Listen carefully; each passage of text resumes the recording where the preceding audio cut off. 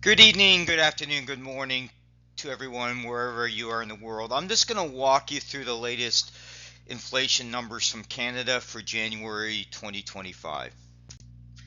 Here's my agenda. I'll do an introduction. I'll do a bit about the areas. I'll even talk a little bit about the G20 and other comparisons.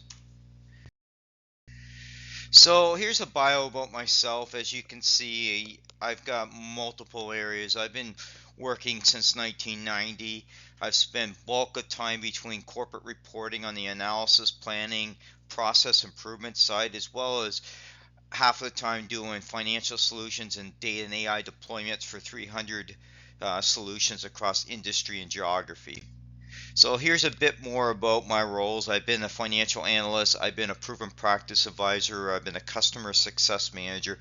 I have always been about data, and I always use and external and internal macro indicators as part of driving discussions and driving my data analysis and collection cycle. As you can see here, I've worked with some of the largest corporations in the world.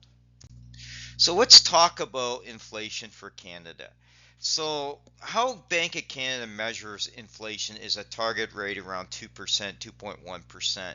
So, Canada's inflation actually grew from 1.8% on a per annual basis to 1.9%. Most of that increase happened in energy costs. We saw significant increases in natural gas over the last month or so. We've also seen a rise in gasoline prices. Why am I raising that?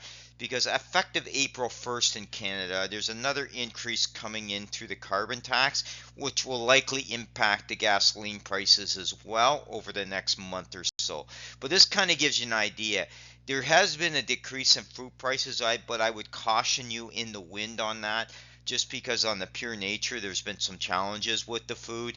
They imposed like the GST holiday, which has had difference of opinion of its effectiveness.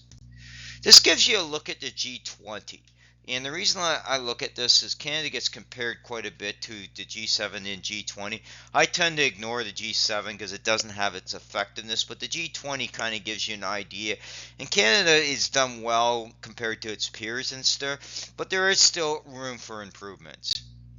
Why am I bringing this slide up now? Because there are significant challenges. We have seen since the beginning of February, Trump is on a big push to reshore jobs, and he feels that countries around the world are using trade for their own benefits. It's not benefiting the U.S. So he started with steel and aluminum tariffs. He's actually now going to be expanding it into automotive, into drugs and other areas and chips.